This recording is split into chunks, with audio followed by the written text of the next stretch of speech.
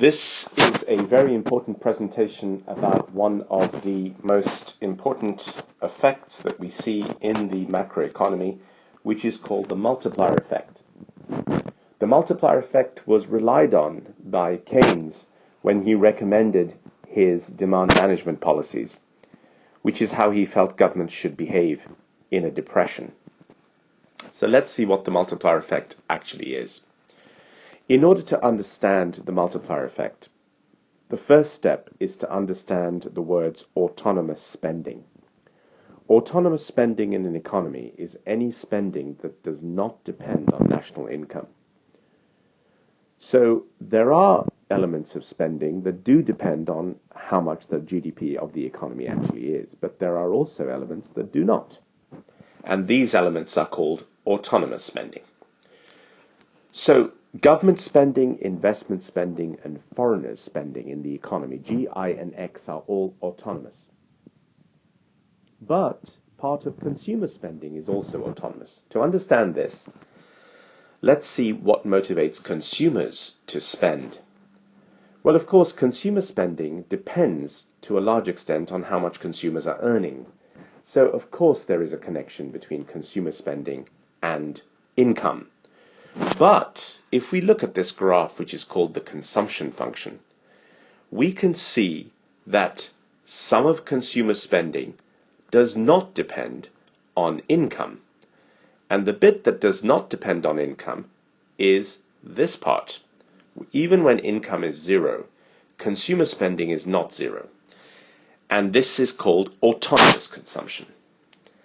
So there is some part of consumer spending that does depend on how much consumers are earning. But there is also another part of consumer spending that doesn't. And we know that there are different things that can motivate consumers to spend money, such as, for example, how confident they feel about the future. So their spending is not just dependent on their income, it's dependent on other things as well. And the bit of consumer spending which is dependent on other things is called autonomous spending. So now we have the full range of autonomous elements of expenditure in the economy. The expenditure that does not depend on income. We have government spending, investment spending, firms, foreigners spending, and the autonomous element of consumer spending. So, now that we have understood what we mean by autonomous spending, let's understand the second thing that we need to comprehend in order to fully understand the multiplier effect. This second thing is called the marginal propensity to consume. The marginal propensity to consume is how much consumers spend of every extra pound that they earn. In terms of the consumption function, it is the slope of the consumption function. It is the gradient or slope of the consumption function. So this thing called the marginal propensity to consume is, we presume, less than 1. When households earn an extra pound, they don't spend all of it. They spend a fraction of it, a proportion. And that proportion can be close to 1, but it's never going to be equal to 1, because we always assume that households save a little bit of what they earn. How much they spend is called the marginal propensity to consume. So now we are ready to understand the multiplier effect. When any element of autonomous expenditure goes up, that is to say government spending, foreigners' export spending, investment spending, or the autonomous element of consumer spending, when any of these autonomous elements of expenditure goes up, there is a series of increases in national income over time. That is the positive multiplier effect.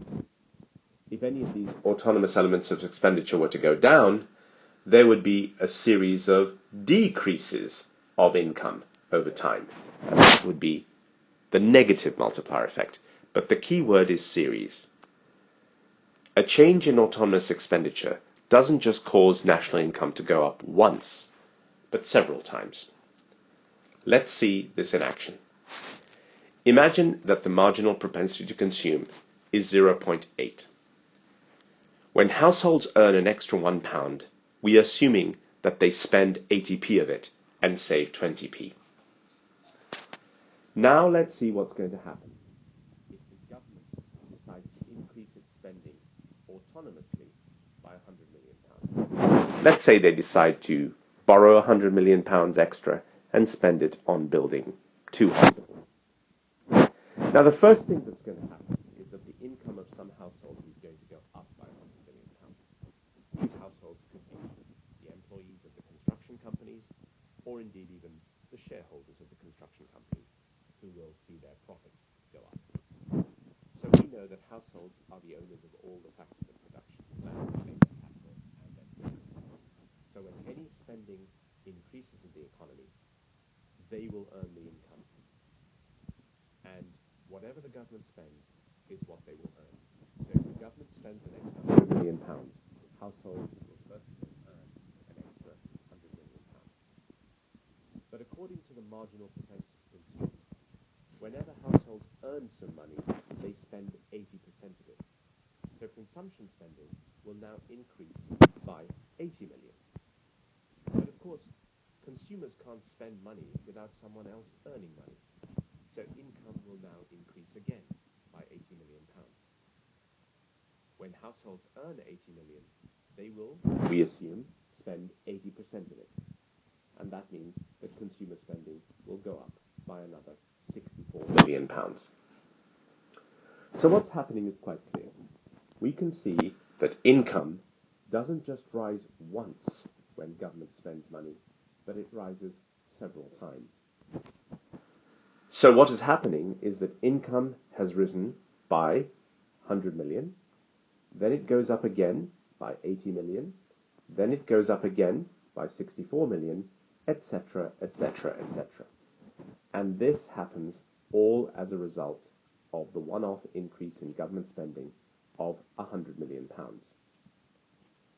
So this is the multiplier effect, and that describes the effect of a one-off increase in autonomous spending on national income.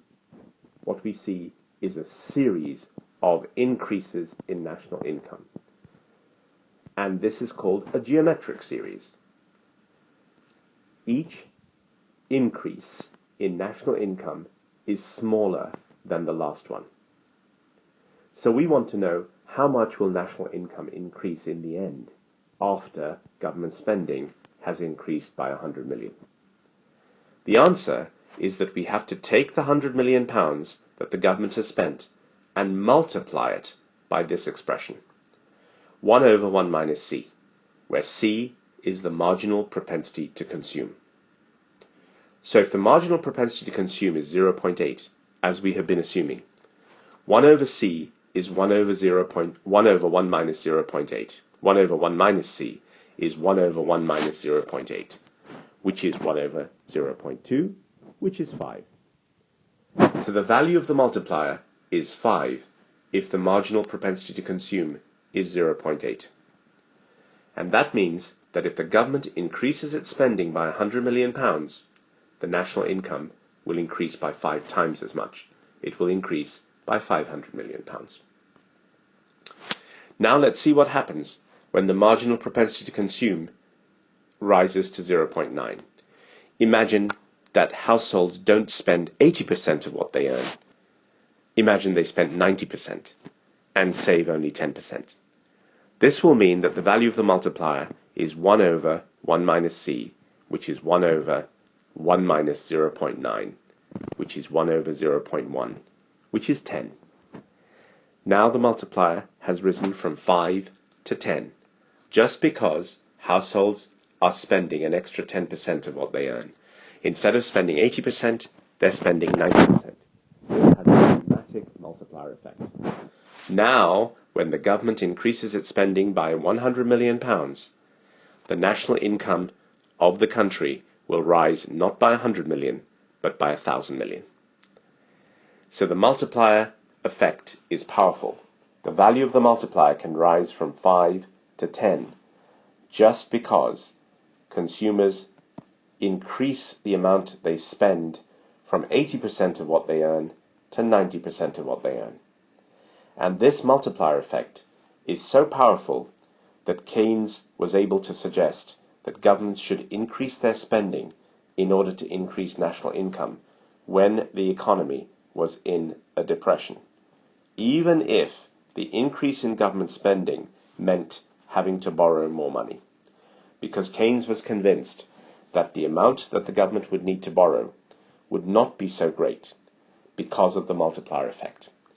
They could increase national income by spending and borrowing relatively small amounts of money. So that is the multiplier effect, and the value of the multiplier, don't forget, is given by 1 over 1 minus c, where c is the marginal propensity to consume.